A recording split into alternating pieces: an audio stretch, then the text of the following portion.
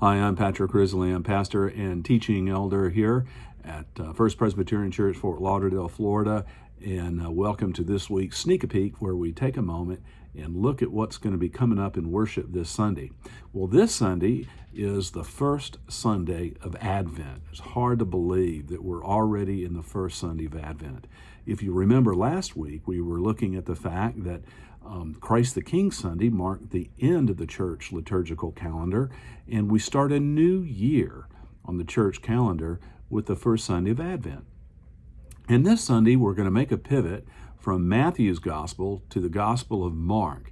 And we're going to be looking in Mark's story at some scripture that describes the second coming of Jesus. It's the very beginning of Advent, the season of Advent as we get ready for Christmas, looks at the second Advent first.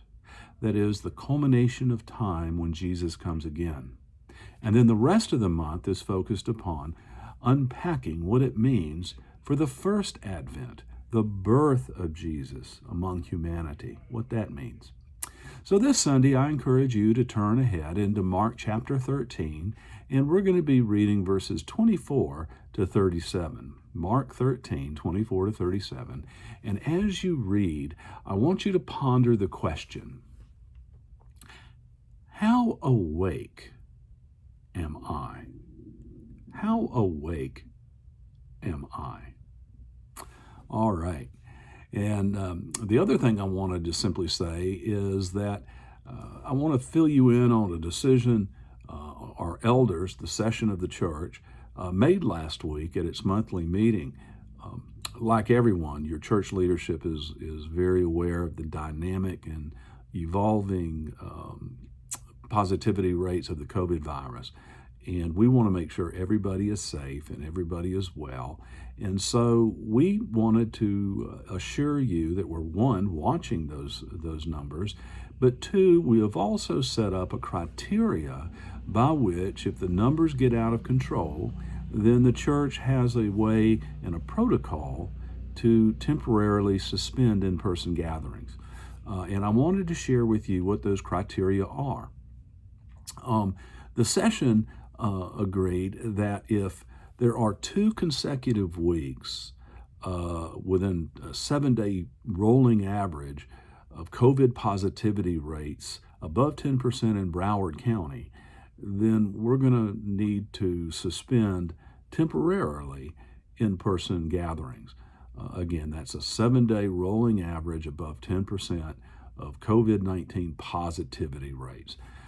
So that's one.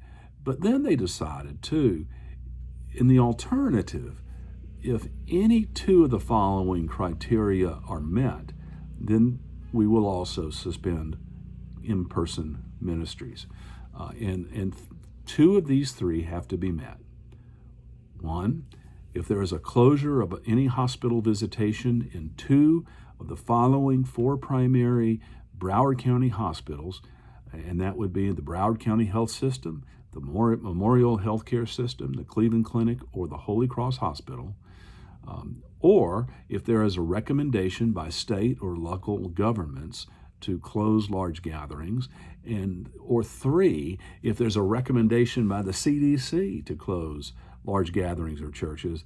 Any combination of those 2, any combination of 2 of those 3 would require us to suspend in-person worship. So we just wanted to kind of give you a heads up, let you know, and be assured that we're on top of it, we're watching it, and we've got a plan, and we will work the plan.